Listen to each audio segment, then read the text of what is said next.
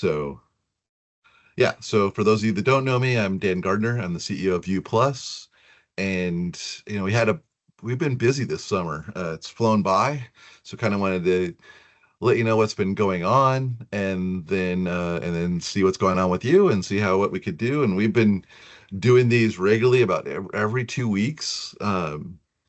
And uh, and so it really helps when people, if they have ideas, or I kind of plucked some things today from support emails or people reaching out directly.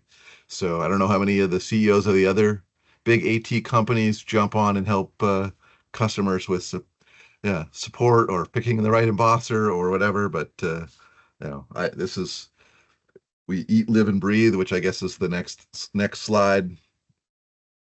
Um, we View Plus was founded by my parents, and now my wife and my parents are still in the picture, as you can see from the bottom right picture. So they're still active in the business, but my wife and I are here doing the day to day. And again, this is something that hopefully today you'll see some more of how we continue to innovate and continue to try to make things easier, better, faster. Um, since in 1998 or 1988, when my dad went blind, there was really not a lot of options for doing computer generated tactile graphics, and we've come a long way since then. I mean, I don't know if I have all of the links in here, but I'll show you our YouTube channel. We recently did a webinar focused on the latest stuff we're doing with color and tactile overlays. We did one this summer on using AI for accessibility, which kind of covered a wide range of topics. And so, we're here using the tools and using the software, continuing to try to see what people are trying to do and trying to figure out ways to make it easier, better. Um, and so, really, with that goal in mind, right, is having the biggest impact possible. So, while tech can help somewhat, but really the end goal being how do we have, uh, you know, better educational outcomes, better employment outcomes for blind and low vision people. There's a lot of kids that get frustrated and either stop, especially in STEM, or as we're saying now, STEAM things, just because they can't. It's so much work just to access the information, much less learn it. And so, really, how can we work with the K through 12 schools, with the higher ed schools, with the community colleges, with the employers, with the other organizations that are focused on these kind of things. And so we've been reaching out and working with lots of different things, as you'll see throughout this. So, but really the end goal being, if someone is born blind or goes blind, there's no reason that they can't pursue whatever it is that they want to pursue. So the basic part of our differentiation still to this day, right, is the idea of multi-dot height. This allowed us early on to differentiate colors by different dot heights. The picture on the bottom left of the hot air balloon showing, the full color rendition, so you can overlay that on top of the tactile print, either, with lots of different methods. If you don't want to even worry about the ink, you don't have to. The default flow is the one on the right where you have different dot heights for the different colors.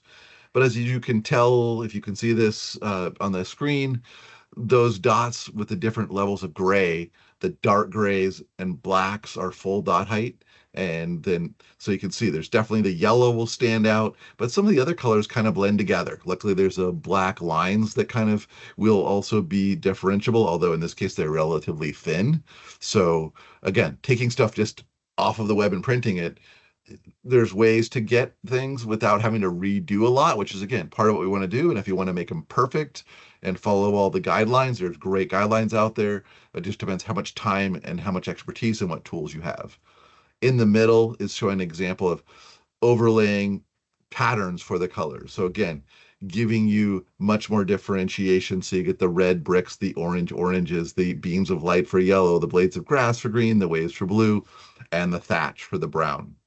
So again, these even if you don't care about the colors, they give a lot more differentiation that there is. Obviously, the hot air balloon has the colors as horizontal stripes rather than vertical stripes. And so you can tell a lot more about the picture than maybe you could from just the variable dot height. We also continue to really look at how does resolution play in. So the bottom right picture, again, there's a lot of guidelines to avoid some of the situations where you get stair steps if you in the Tiger technology like the Cub. These ones were had a metal platen, so it had 20 dots per inch grooves inside there that had to punch dots. That is small enough that really it's difficult to feel them, except for in sort of the corner cases. So like on the circle on the left, you can see there's some little stair steps at the sort of at the corners of the circle, at the top and bottom and left and right, where it's trying to fit to that grid. You can kind of see it snapping to that grid. Same thing with the lines and arrowheads. Things that like squares and straight and horizontal vertical lines are great, which is why you have the guidelines to only use those. But again, if you're creating it, that's fine. If you're trying to use something off the web, you want more what you see is what you get. So that's where with the Tiger Plus products, so that's like the Columbia, the Delta, we also then make the Pixblaster for APH and the Irie machines, the Braille Track and Braille Sheet. So those are using a 100 DPI grid, and they're using the bigger dots to make more friendly Braille dots, but they're a little bit bigger. So they're a little bit more spaced out, you can see here. So the space, there's a trade-off, but you do get, even in the smallest circles, you get much, you can't tell the difference with the little tiny circle. It's a square or a circle, but you also get rid of the stair steps. You also get better arrowheads. You get diagonal lines. So in a lot of cases, maybe the thing you have is, again, not designed to the tactile guidelines, and you're just trying to quickly use it. Well, you can get good results. And then I'll show you our next step up, which is really the Rogue, which kind of combines the best of both worlds. Um, so, and again, we still have a lot of people that are still using a lot of the Tiger graphics. And again, there's ways to work around these, but again, trying to expand it into, so if you can take off the shelf things, right, without having to rework them a bunch. And again, I'll show you some examples. Uh, it can save you a lot of time. It can mean you don't have to buy a lot of extra, you don't have to become a graphic designer. I mean, again, I'm being forced to learn how to get for the corner cases, get things perfect. I'm being forced to learn how to use Adobe Illustrator and Corel Draw and a lot of these other tools, but not thinking that you should have to unless you want to.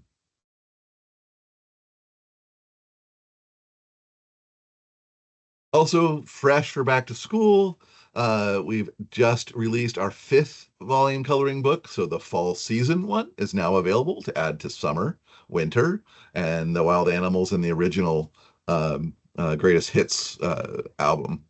So really, this is, again, there's a method to the madness, and for my mind is like really that there's things that we can do to illustrate this. So having an inclusive coloring book, right, that has text, braille, ink graphics, as well as tactographics and braille labeled crayons on the triangle crayons. Again, this is something that we've seen in person gets people working together, and or unassisted. Right? So I've seen it bring multiple generations of families with sighties as well as blind and low vision people together, to where everyone can be enjoying the book. There's nothing that is really off-putting for little kids or adults, even if you don't care about the tactile part, right? It just helps you stay in the lines a little better.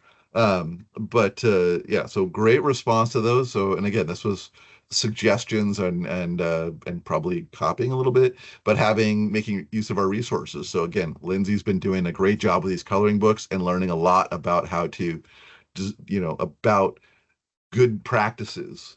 And again, these are all done in Adobe Illustrator. We were initially doing them all, printing them on our laser printer and then embossing them on our Delta.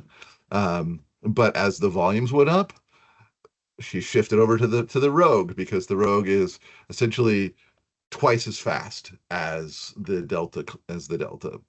So again, the Rogue is optimized for graphics, has 12, all 12 solenoids are facing one direction. So it's single-sided, but it's going to be cranking out the graphics um, in a lot faster. Um, and again, that's the other part is to see a lot of stuff that's designed for swell paper that doesn't, you can't take it on anybody else's embosser and ever get it to work. But on ours, you can. Sometimes the results weren't as good, but that's where seeing as I show you some of these tricks, a lot of the swell paper stuff, you can just use it on these new on the on the things like the Pixblaster and the Columbia, the Delta, and the Rogue.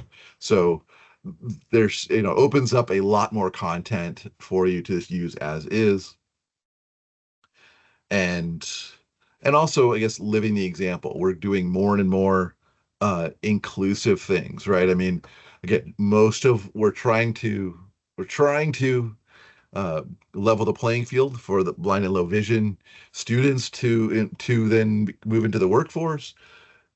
And now we're walking the walk a lot more. We're mostly selling to school districts, and most of TVIs are cited. But we're doing more with brochures that are inclusive. That's what we're learning from the coloring books.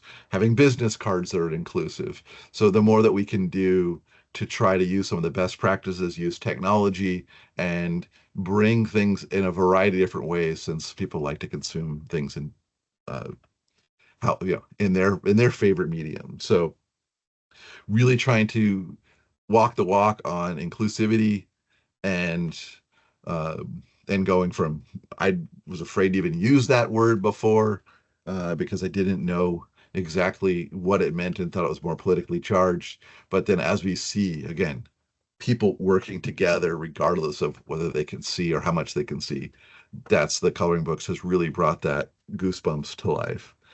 Um, we also continue to experiment with AI, both internally for I've been using it to write code and to use it to, you know, uh, uh, I guess look at crafting or proofreading type of things, but also for generating content as you can see from our AI webinar. I mean, being able to write a story that's specific to a person, to who they are, what their name is, and what their interests are, and give them an inspiring story that basically looks like them, and can even have it create with the new ChatGPT 4.0 version, can even create the illustrations that you can drop in and just emboss.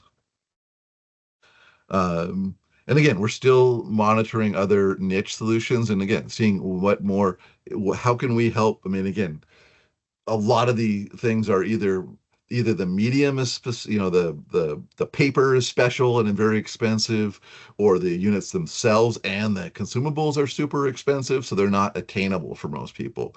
How can we get more and more content that can be, if all you have to do is buy standard inkjet ink, or if you don't care about the ink, just paper, right? There's no consumables on our embossers, and like you see from this audience today, things that we haven't, that were designed in 2009.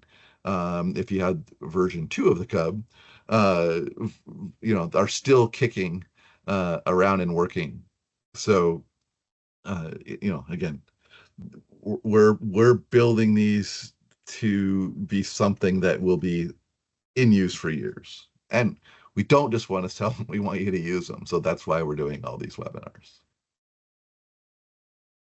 As well as how do we overcome some of these big issues? This is something that we're tackling. I'm a co-PI on a National Science Foundation grant team called Inclusio, where we're looking at trying to make tactographics web-based, re-renderable, retargetable to different platforms, whether it's like our Aveo touchpad with the audio tactile, or to a standard sort of Samsung tablet with haptic feedback, to something like the APH's Monarch. Again, there's a whole bunch of different price points, there's all different capabilities. Again, we can't know whether you're going to use one, all, or all these in combination, but at least getting to where the content can be retargeted, and options for Braille, right? I mean, if you are a transcriber, it's great because then you're designing for a book. But if you're a teacher, you don't know, what size paper you might have, and trying to make things scalable so that the braille doesn't get screwed up or fits on the page or right. So how can we use things like, could we have just the graphic be on the touchpad, have the braille go to a braille display? These are all things that we can do and are doing, and working within this grant team to try to make this to something that is a globally available, and also getting real time, right? Of course, we know it takes lots of money and lots of time. I mean, I saw something where a middle school social studies textbook was costing $18,000 each, and they needed three of them. Is that possible in some school districts? Probably. Is it practical in all of them? No. So how can we get, and sending stuff off and getting it back 6 months later, what happens so often, especially at the higher grade levels and into college, the student ends up missing a year. So how do we get things that are ready when people need them and don't require a whole bunch of rework?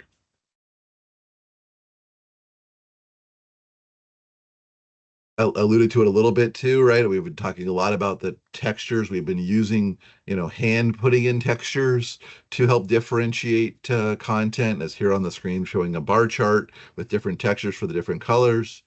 Now we're doing that the with auto inserting the textures like you saw in the hot air balloon example earlier. So again, starting with TSS 8, you have the ability to make your own libraries or use ours, and just click a switch in the printer driver, and there's our latest video on YouTube has a full hour webinar on this. So if you'd like to see more about that, but again, whether you care about the color being recognized or just giving you another layer of contrast, it can be very useful in a lot of cases.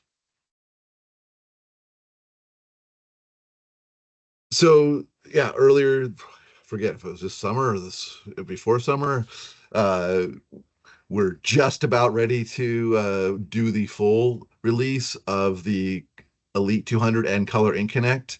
And again, this was designed out of necessity. People love having all these color examples of content that with an inclusive and bright and vibrant color that we give away at trade shows, since we can't like give away or sell the cartoon characters, but we get so much, and we do a lot of the things, the labor of love ones we're going to do with the laser printer on the big 11 by 17 or 12 by 18 paper and run it through the Rogue or the Delta. But and then we have lots of people that have been using the spot dot for years, and again, you're with letter size or A4 for our international people.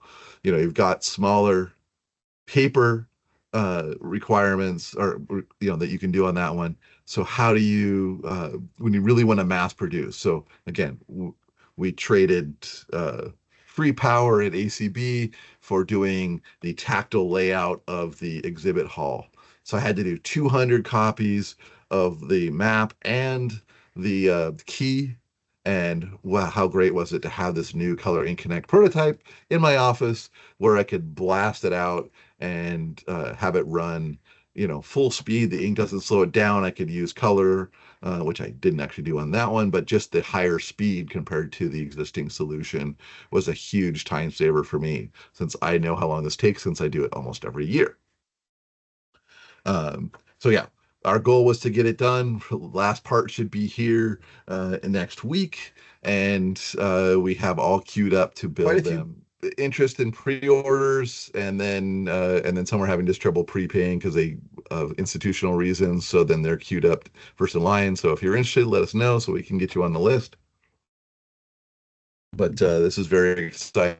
If you've been maxing out what you can do, uh, if you're maxing out what you can do with Spot Dot or with two pass printing or with the older Premiere or Elite and the Black Ink Connect, there's videos online. We can do an online demo consultation, send samples out.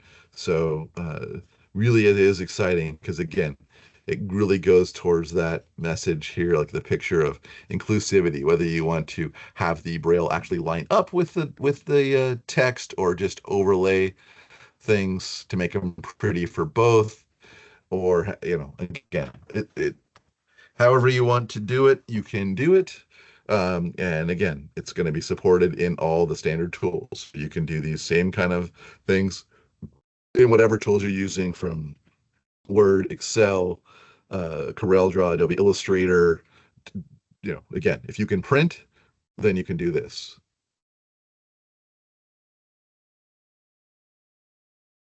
The other thing I really wanted to talk about today too was just, what does it mean? What is, if you've used the Cub or the Max, right? How is the Rogue fit into that thing? Because again, it's right there in that sweet spot. It's backwards compatible with the Max, but it also is a great enhancement to that. It comes in the two flavors, unlike the Max where it was mostly tractor feed with a single sheet feeder. You can get a cut sheet version or a tractor feed version, just so that the paper handling. And again, I have all of them. If I could, I'm afraid to turn my computer, but I've got an Elite here, a Rogue here, a Delta here, a Black Ink Connect, a Color Ink Connect, even my trusty little HP one that I use. But so again, a lot of what we've been developing, these color textures on the Rogue, because again, being able to put dots 20 dots per inch apart, as well as on 100 DPI fabric, it takes that next level up. And there's some new features inside the printer driver to take advantage of that, and there's some new stuff coming to even further give you more control if you really want to max out what your Rogue can do.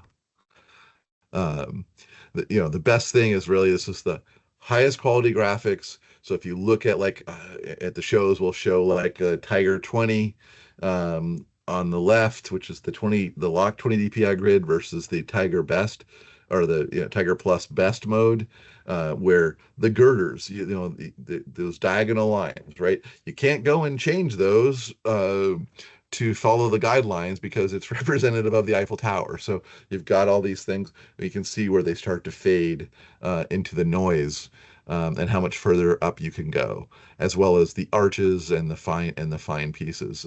Had a great one come up where someone was using a Delta, which still does the 100 DPI, but at the 17 dots per inch difference. Came up to the show with his one he had hand coded in SVG, a Golden Gate Bridge example. So we were able to just print that out from his webpage. And he's like, oh, there's a whole nother level of detail here. Right. So it's great to hear that from our blind techie fans, because that really is the goal, is that to give that professional tactile graphics user that much more contrast and capabilities. And I've already said, right, it's fast, it's set up for graphics, and again, I'll do some examples later.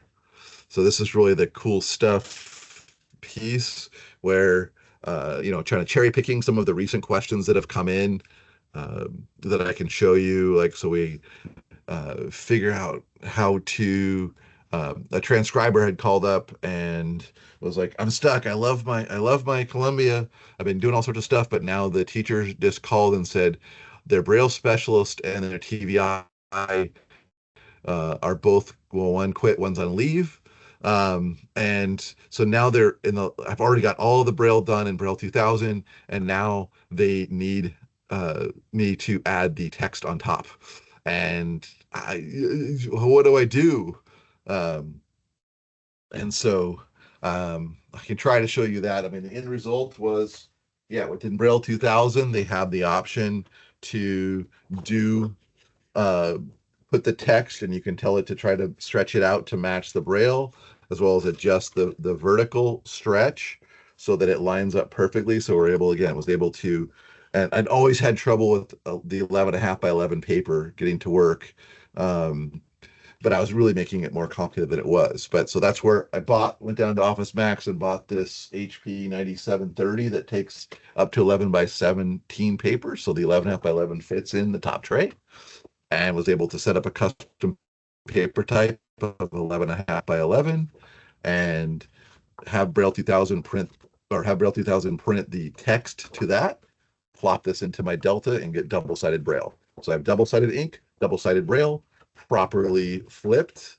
And again, I'd struggled. I've been able to do it with 8.5 by 11 and standard paper sizes, but always struggle with this nearly square stuff because of the way Windows handles the well, not wider than it is long paper. But I found it, I'll put together a video on it, or if you need help, I can walk you through it. But we got her up and running so she could use her existing, already pre-translated, certified Braille 2000 content and just essentially print the thing twice. So that was cool. Um, and why I care about the dots per inch, like I showed earlier, the this is just showing, this is actually showing the 17 spacing. And so if I pull it up and show you what we've been experimenting with the Rogue at the full 100 DPI with 20 DPI spacing or even greater, um, then you can really play with and understand how you can get more out of the embosser. And then also, I think it was this week or late last week, had an interesting question about, just trying to streamline the output from the Desmos graphing calculator.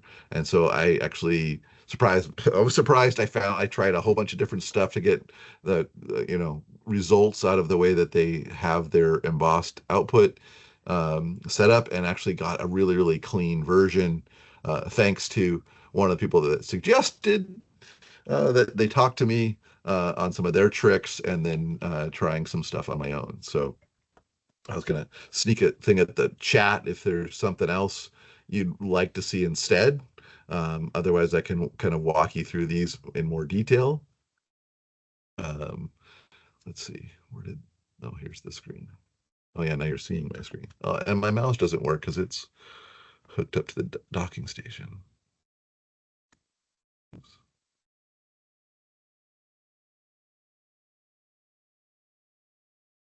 No questions. If you don't want to type, I don't know if we can we let people just unmute, or are they forced to be muted? They're forced to be muted, but we can allow their mic. I can go through here. I'll do that real quick.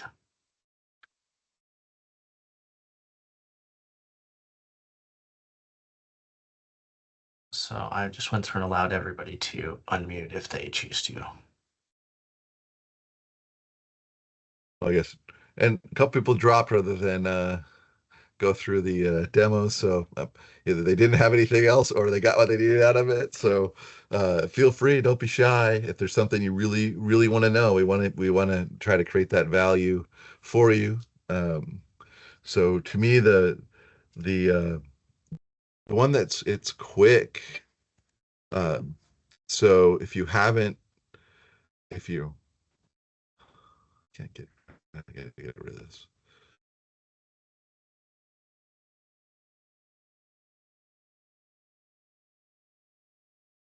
Well, see how well this works. It's like don't even have great cell reception out here.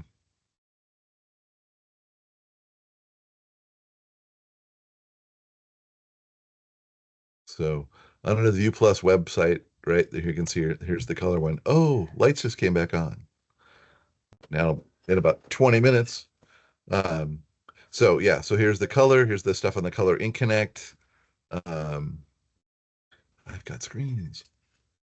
So now it's all going away. Okay. So within Desmos, it's the share button, export image, and then you can pick Braille Nemeth, and then you have a choice. I said, I was using the Max 11.5 by 11 layout download. So that's where my file that I just created came from. And then it's just a matter of dragging that file over here.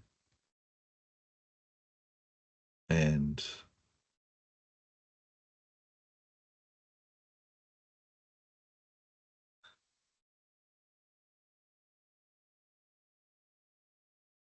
oh, it's over here. So in this case, yeah, you can then adjust if you want to kind of clean things up a little bit. You can adjust the contrast. They liked it at -44, I think. I even like if you wanted to, if you add a little bit of brightness, you just don't want to add too much because if you go all the way there, that's all black and your grid lines are going to interfere with the things. But if you drop it down, then you're getting a nice light gray on the, it's definitely a little bit darker on the axes, and the braille is there and correctly laid out. And I was having trouble with that when I was doing it on the 100 DPI grid. And so this one's ready to go. Uh,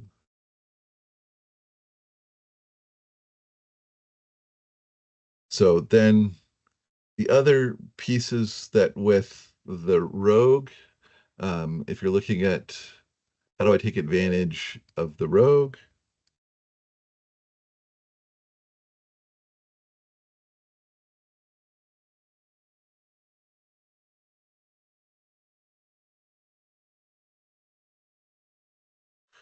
So here I was playing around with if I want to do this,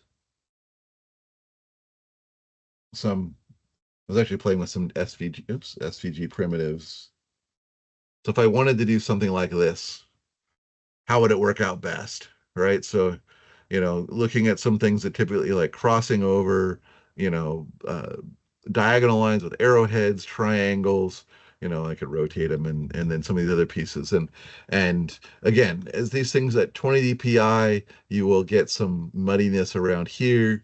And so I kind of know what I was looking for. And then I was like, well, do I get better results if I do this in Word versus Adobe Illustrator versus let's see, what else did I try? I don't want to help you. Oh, just doing it in Tiger Designer as well. Uh, so anyway, so the idea being, but the cool thing was is that really I got very similar results, but to get the tightest, I think it's easiest to show in this one.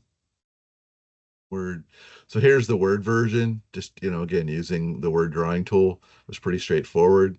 They're a little limited. They can't make, they don't have their built-in arrowheads get very big. So again, I was just using the primitives that they had. But to get the best results with the Rogue,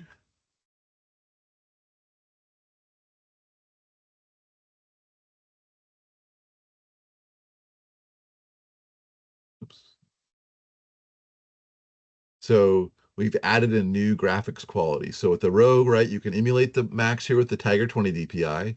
You can also do all of the modes that the Pixblaster Columbias can do with the 100 DPI on best mode. But we added layer separation, which basically takes the dark, the black and the gray parts and gives them priority since the other colors are typically fill, right? So this was going to, and again, layer separation is laying out the black lines using the 20 DPI spacing. So again, if I go to best mode, it looks good. Um, if I hit print,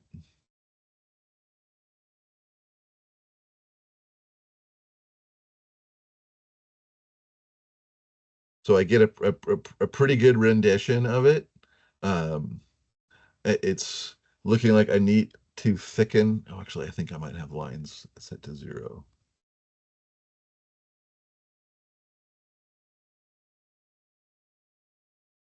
Uh, I might want to pull up the thin line intensity because those lines are coming in as gray. So that I could make them a little bit darker by thickening up the line intensity there. But I just was again doing default kind of word settings versus like if I made these a little bit thicker, then they would come through cleaner. But I thinned them out after using layer separation mode because I really wanted to have single thin lines, right? That's something you kind of lose when you're doing the Tiger 20, where on the diagonals it kind of tried to cover up the stair steps a little bit. And I really wanted to get single thin lines. And I see, I'm hypercritical. I see some little gaps and a little bit of weirdness at the top of uh, the pentagon. So again, I really wanted to essentially get what I could get if I hand drew this inside of Tiger Designer. Um, And so if I do Tiger 20,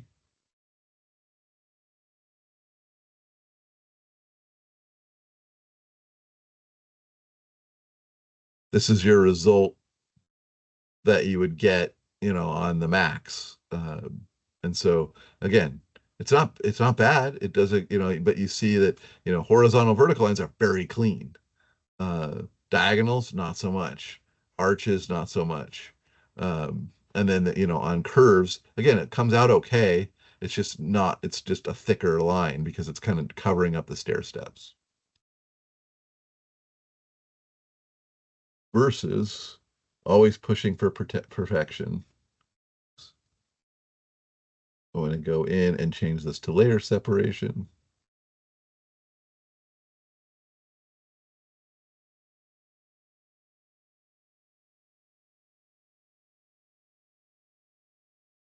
Boom. Then I get um, a lot cleaner on all of the pieces. Still not perfect, right? Because I'm getting some collisions. It's trying to avoid some collisions. And that's where I can still, if I hand draw it inside a Tiger Designer, um, I can get some even better stuff. But again, for just hitting print, it looks darn good. And the arrowhead comes out super clean, which I was really happy about. And again, same thing if I use open arrowheads. And so again, directly from Word, pretty darn good. Even better, I got slightly better results from Adobe Illustrator. And of course, I can get perfect results if I hand draw that into Tiger Designer. And I'm gonna give you a little bit of a sneak preview here in the 2 minutes I have left um, to show. So if I do a new, like I said, TDSX file, and one thing that always annoyed me, right, was if I'm, oh, oops, did I do a new, I do emboss Tiger Plus. Okay, so what, again, inside of here, if I draw lines, they're nice and clean, but I can see their spacing spread out because again, it's laying out for 20 dots per inch, 20 or 17 dots per inch so that this will work on both the Pixblaster. Now I can in nine, oh, this is in 10 DPI. Default was 17. I was playing yesterday. So here's what, we were getting from that. If we want to see what's possible inside of, oops, never do demos under pressure.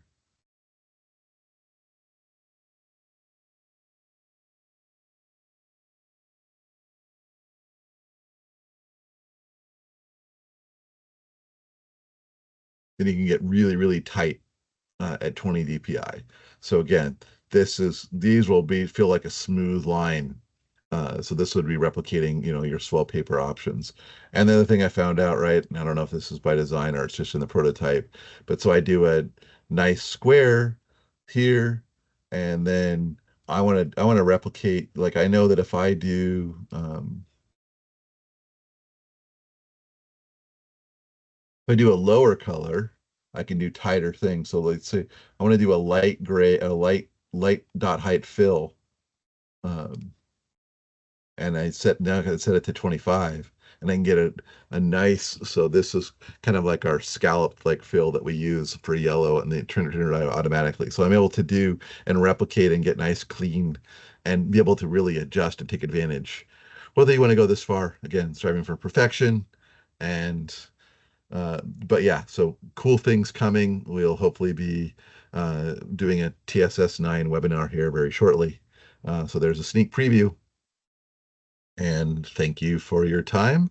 Sorry for the lights going out on us. And yeah, reach out.